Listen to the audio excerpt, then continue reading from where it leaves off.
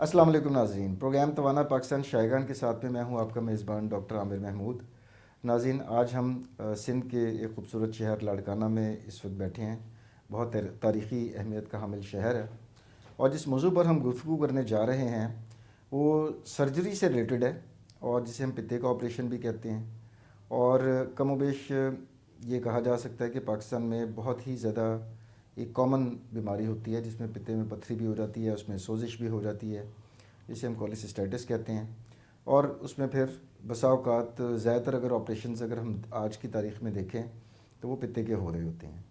तो इस वजह से हमने सोचा कि अवाम नास की आगाही के लिए इस मौजू पर एक प्रोग्राम रखा जाए और जिन एक्सपर्ट को हमने स्टूडियो में दावत दी है वो हैं जनाब लाड़काना के मशहूर सर्जन जो कि जनरल एंड लेप्रोस्कोपिक सर्जन हैं, professor doctor Abdul Ghani Shaikh, Chandka medical college Larkana में अपनी खिदमत अंजाम दे रहे हैं। Sir, welcome to the show. Thank you very much. सबसे पहले तो सर, पित्ते का ऑपरेशन और ये इस तरह की जो बातें होती हैं ये इश्तिहारों में भी लिखा होता है, हुक्मा ने भी लिखा होता है जी पित्ते की पथरी का बग़ैर ऑपरेशन इलाज। तो पित्ते से तो काफ़ी लोग ऑपरेशन से तो बहुत वाकिफ़ हैं, पित्ता होता क्या ये किसी को नहीं पता होता है। जैसा हमारे कई अज़ाए रईसा हैं, दूसरे ऑर्गन्स हैं जिसका लोगों को फंक्शंस का भी पता होता है कि जनाब दिल बहुत अहम है, खून गर्दिश करवा रहा है, फेफड़ों से हम सांस ले रहे हैं, मैदा हमारा खाना हज़म कर रहा है, उसी तरह आते हैं, जिगर का भी पता होता है। पित्ता एक ऐसी चीज़ है कि जिसका आम लोगों को पता नहीं होता कि ये इसका काम क्या है। ऑपरेशन का पता होता है लेकिन इसके काम का नहीं पता होता। अच्छा, पित्ते का तो बुनियादी तौर पर ये बताइए सादा तरीन चीज़ से कि पित्ता होता है। तो सबको पता है कि पित्ता होता है आदमी में, होता है, लेकिन करता क्या है ये नहीं पता होता। पित्ता असल में ये क्या होता है कि ये एक बैग होती है जो थैली टाइप होती है जो लिवर के साथ होती है ना। असल में इसका असल फंक्शन होता है कि स्टोरेज करना। जो बाइल्स की जो सीक्रेशन होती है लिवर की वो आ जाती है गाल ब्लेडर में, जिसको हम पित्ते को गाल ब्लेड कहते हैं ना जी। तो पित्ते में वो जमा हो जाती है। जब हम खाना खाते हैं तो दौरान खाना खाने के बाद उसमें से जब वो सीक्रेशन निकलती हैं वो खाने के हाजमे में मदद करती हैं। असल में सो पित्ते का काम है स्टोरेज करना, ज़ख़ीरा करना। जो लिवर से बाइल सीक्रेशन आती है वो पित्ते में आके जमा हो जाती है, एक स्टोर का काम करता है। हस्बे ज़रूरत जब हम खाना खाते हैं तो जी हाँ बिल्कुल, तो जब खुराक हज़म करने में वो रिलीज होता है, ठीक है ना। तो बुनियादी फंक्शन इसका यही होता है, स्टोरेज का है, स्टोरेज का ही है। हाँ जी हाँ।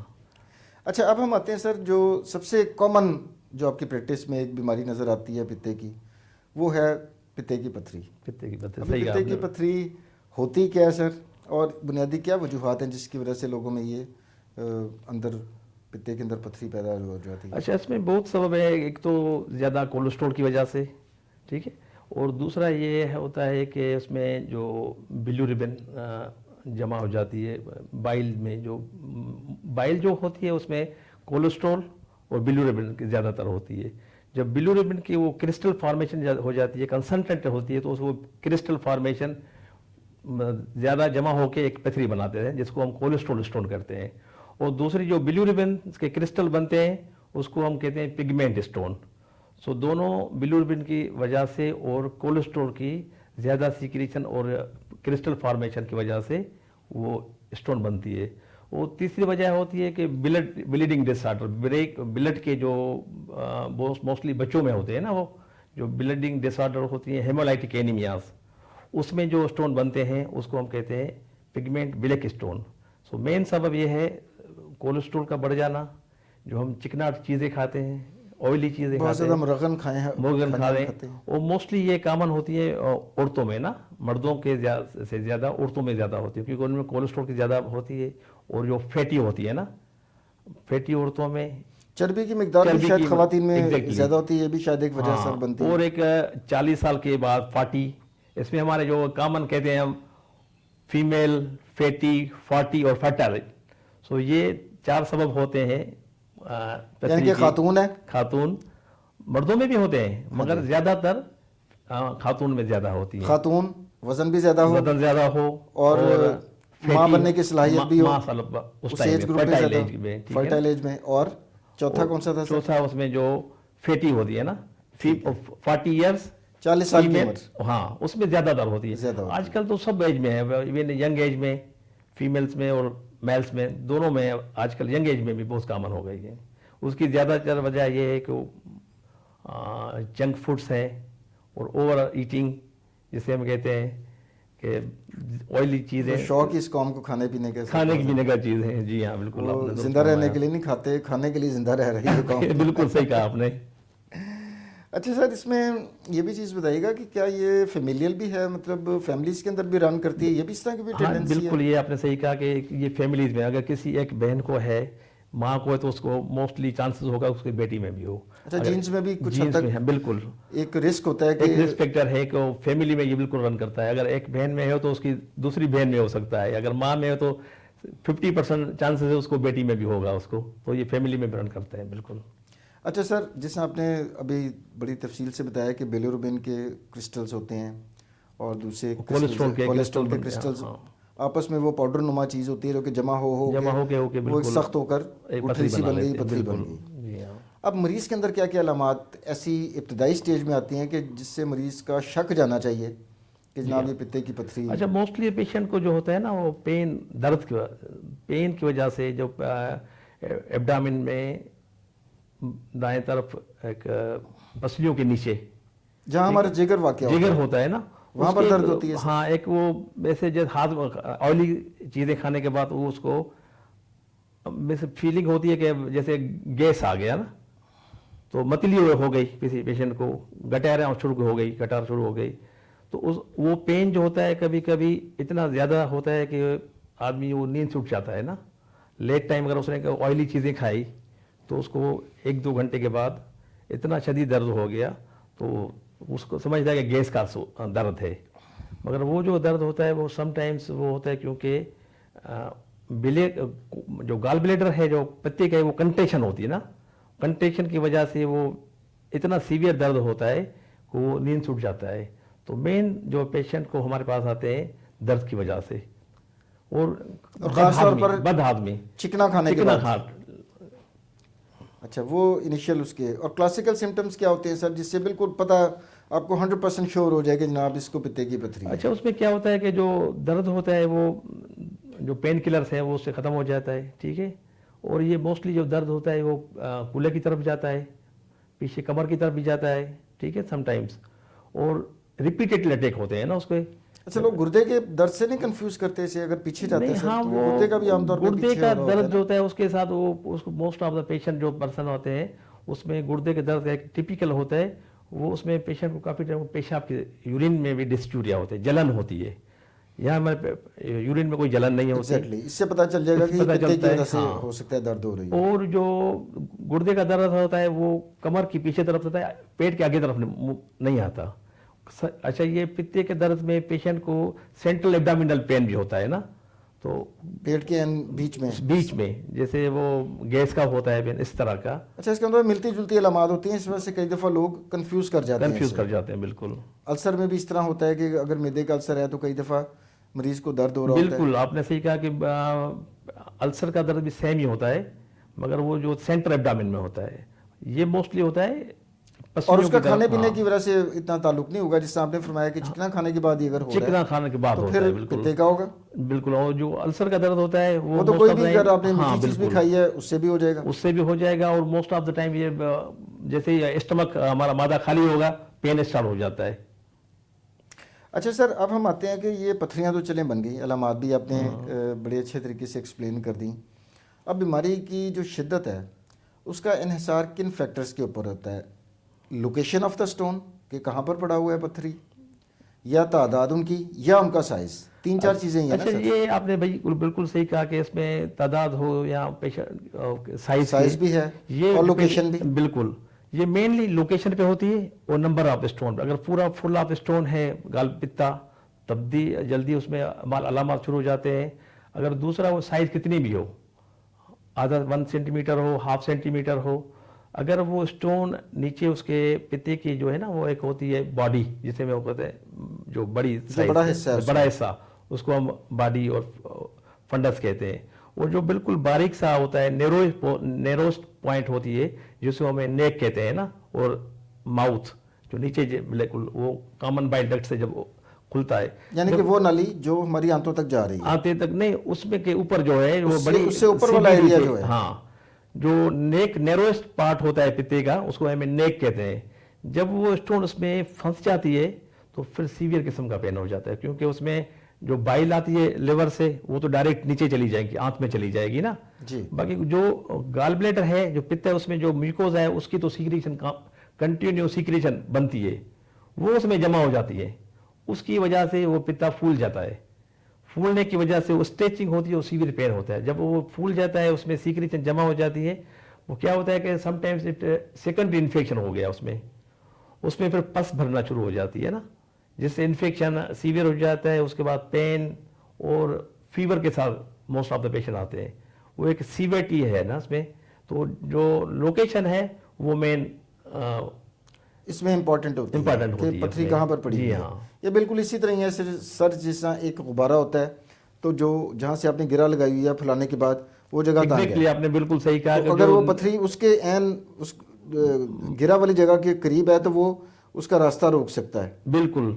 और अगर कहीं और वो है तो पथरी, वो फिर इतना ज्यादा फर्क नहीं पड़ता, मरीज को शायद अलामत भी कोई ना आए। नहीं, समटाइम्स वो कहाँ भी हो, तो जब वो इन्फ्लेमेशन करती है, जैसे इन्फ्लेमेशन उसमें जैसे जख्म कर दिया तो सोजिश हो गई तो उसमें पेन होगा ही होगा। एक पथरी जो 2 है मोर देन 100 हो तो उसमें सिम्टम्स पेशेंट आएगा ही आएगा।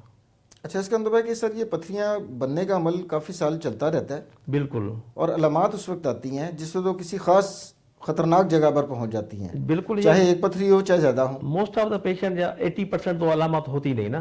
कई पेशेंट हो गया वो डिस्ट्यूज हो गया, पेट में दर्द हो गया, या कोई लेडी प्रेगनेंसी में अल्ट्रासाउंड करवाने गई तो उसे पता चला कि पित्ते में पथरी है, मगर वो सालों से पड़े होते हैं, उसको सिम्टम्स नहीं होते, कोई अलामत नहीं होते। जी बिल्कुल सर। अलामत तब होते हैं जब उनमें इन्फ्लेमेशन हो या कोई कॉम्प्लिकेशन हो गया, जैसे आपने कहा कि वो फंस गई मुंह में या पित्ते से निकल के वो जिगर की नलकी नालिया में फंस गई, तो पेशेंट आता है यरकान के साथ आता है ना, यरकान में आता है, उसको हम आफ्टर टी जॉन्डिस कहते हैं। तो उसके साथ इन्फ्लेमेशन हो गई तो कोलिंजाइटिस, उसको बुखार होगा with shivering, fever with shivering, severe abdominal pain और यरकान, तो वो तीनों सिम्टम्स उसको हो गए। इसके अंदर उसने उस नाली को बंद कर दिया बिल्कुल, तो उसकी जा रही है आंतों की तरफ जो जाती है वो जिगर की नालियां, जहां से वो गाल ब्लैडर की नाली और जिगर की नाली इकट्ठी होके वो मुश्तका होके नाली, और उसके साथ वो लबलबे की नाली भी मिलती है ना, जहाँ आंत से जाने से पहले वो दोनों नलकियां वो खुद जुड़ जाती है। तो अगर पत्थर किसी ऐसे मुकाम पे चला जाए जहां पर तीनों नालियां मिल रही हैं, दोनों नालियां, तो पेशेंट लबलबे का इन्फेक्शन, सीवियर इन्फेक्शन हो जाता है वो यस, तो उसमें वो पेंक्रियाटाइटिस होता है, वो सीवियर किस्म का वो इन्फेक्शन हो जाता है, तो पेशेंट को हम एडमिट करते हैं। समटाइम्स पेशेंट को आईसीयू की नीड पड़ती है, तो ये सीवियर कॉम्प्लिकेशन है। जी हाँ, बिल्कुल हम कंसिडर कर सकते हैं अगर उसमें लबलबा भी इन्वॉल्व हो। अच्छा, सम टाइम क्या होता है, एक बड़ा पत्थर हो जाओगे, वो जैसे गोल्फ साइज बाल जितना बढ़ जाता है, वो आंतों से आपने कितना बड़ा, सबसे बड़ा कितने बड़ा? हमने काफी केसेस किए जिसमें एक वो स्टोन जो है वो गाल ब्लैडर पित्ते से निकल के आंत में चला गया डायरेक्ट। अच्छा। तो आंत की उसके इंटेस्टाइन ऑब्स्ट्रक्शन में पेशेंट ने प्रेजेंट किया, वो परफोरेशन हो गई इंटेस्टाइन की और गाल ब्लैडर की, दोनों की, तो वो फट गया एक किस्म का गाल ब्लैडर, सुराख हो गया उसमें, गाल ब्लैडर में और इंटेस्टाइन में सुराख हो गया। ओके। एक तो स्टोन जाती है नालियां के थ्रू जाता है ना, ये डायरेक्ट एक बहुत बड़ा अंडे की साइज का स्टोन वो गाल ब्लैडर पित्ते से निकल के आंत में आ गया। अच्छा। तो वो आंत उसकी बंद हो गई, पेट फूल गया, एब्डामिन सूज गया, इमरजेंसी सिचुएशन। हाँ, तो वो तुम्हें तो पहले हमने उसको पत्थर को निकाल के पहले इंटेस्टाइन को ठीक करना है ना। उस मरीज को दिखाया सर पत्थर को? वो तो काफी है सर, हाँ बिल्कुल बिल्कुल, काफी बड़े साइज का अंडे के साइज के बिल्कुल स्टोन निकलते हैं। बिल्कुल, हमने कभी कैसे किए मोर देन 10,000 स्टोन, 10,000 स्टोन, पतले पतले पतले पतले, वो हमारा गिने एक सौ के 2-3 घंटे लग गए। इतने ज्यादा तादाद बिल्कुल, और इतना बड़ा साइज भी हो सकता है कि अंडे के बराबर हो सकता है, और तादाद हजारों में भी हो सकती है। हजारों में भी हो सकती है, बिल्कुल। Very interesting. अच्छा सर, वैसे अब हम आते हैं डायग्नोसिस की तरफ। हमारे पास क्या क्या तशखीस करने के लिए पित्ते की पथरी को क्या क्या हमारे पास टेस्ट? अच्छा, अभी तो काफी एडवांस टेक्नोलॉजी आ गई है। पहले के 80s के दौर में जब अल्ट्रासाउंड नहीं था ना, तो जो भी पेट में दर्द के साथ आता था, गैस के साथ, most of the time they operated for the gall bladder, उसको गॉल ब्लैडर रिमूव कर देते थे, फिर पता चला कि स्टोन तो है ही नहीं उसमें, मगर स्टोन वो सस्पेक्ट कैसे करते थे कि इसको कोलिसिस्टाइटिस है। अभी तो अल्ट्रासाउंड की फैसिलिटी की वजह से आपको जल्दी तशख़ीस हो जाती है, उसकी कॉम्प्लिकेशन का पता चल जाता है कि उसके गॉल ब्लैडर की जो दीवार है कितनी मोटी हो गई है और उसमें कितना इन्फेक्शन हो गया है और उसके सराउंडिंग कितना इन्फ्लेमेटरी फ्लूइड आ गया है।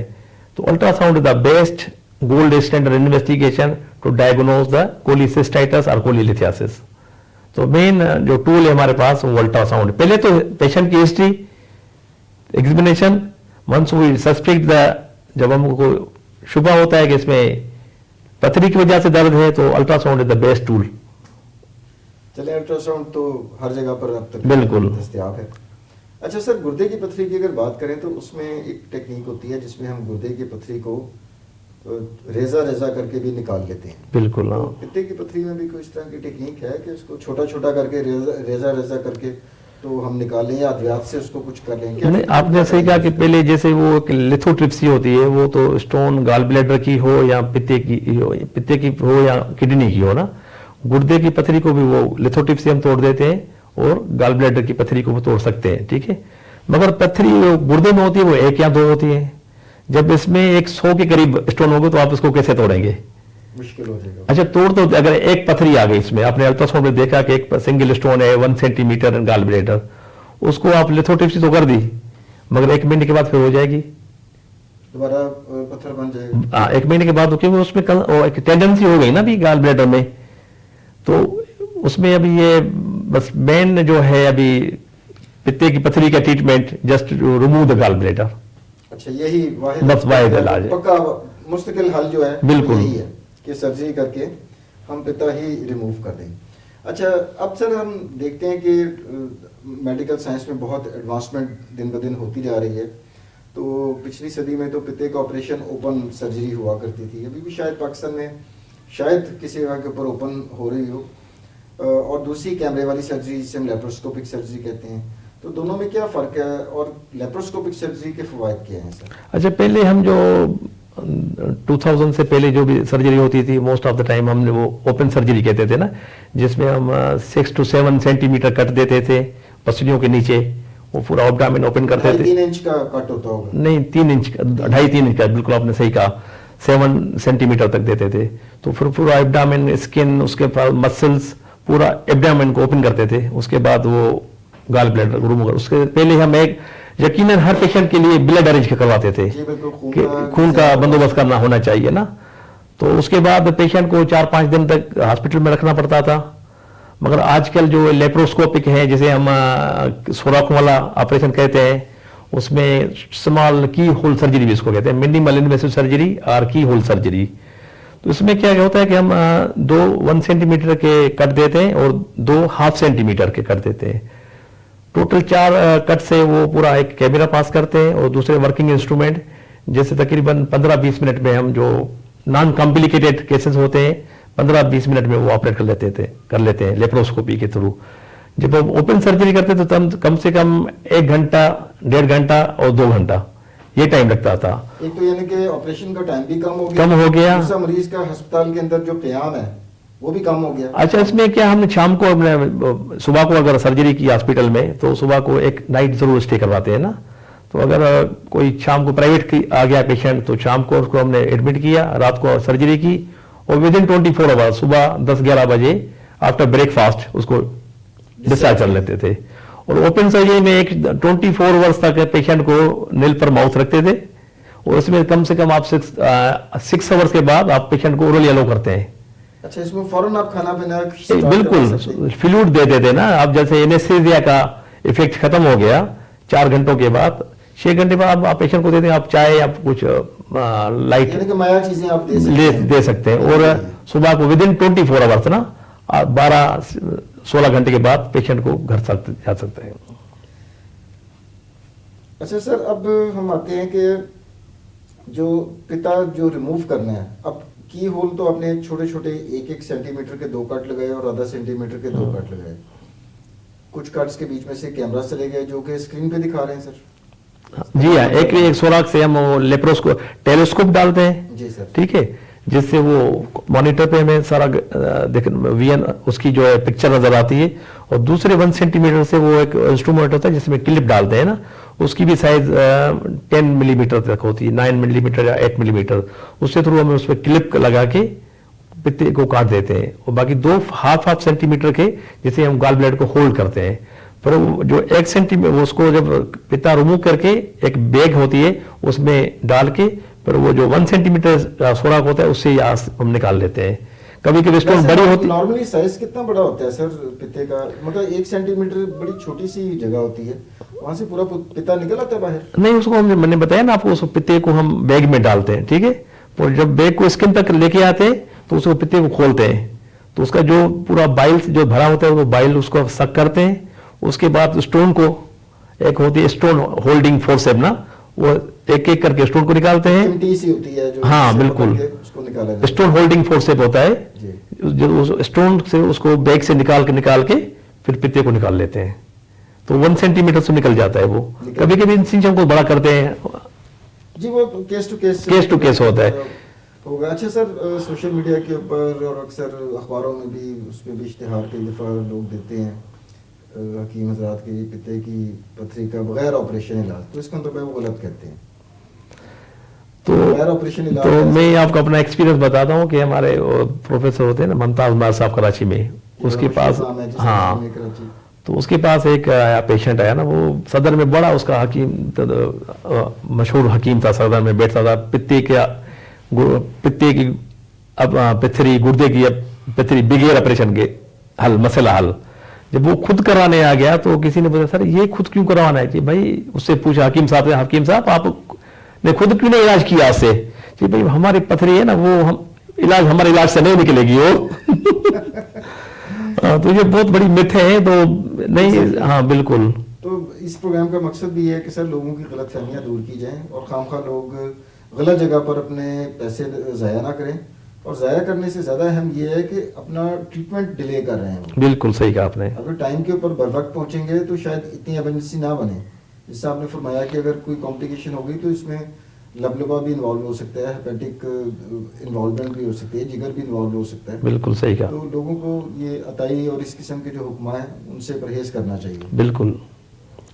अच्छा सर, अब हम प्रोग्राम के इख्तिताम की तरफ बढ़ रहे हैं। बड़ी दिलचस्प गुफ्तगू हुई जिसमें हमने पित्ते का फंक्शन भी देख लिया, पथरियाँ किस तरह बनती हैं, किस साइज़ की होती हैं, कितनी तादाद में हो सकती हैं, ये देखा, उनके असरात क्या होते हैं, तशख़ीस कैसे होती है, और आखिर में इलाज भी देख लिया। तो इस मौजू की मुनासबत से मैं चाहूँगा कि हमारे जो व्यूअर्स हैं, अवामुन नास इस प्रोग्राम को देख रहे हैं, आप उनको पित्ते की पथरी के हवाले से टेक होम मैसेज क्या देना चाहेंगे?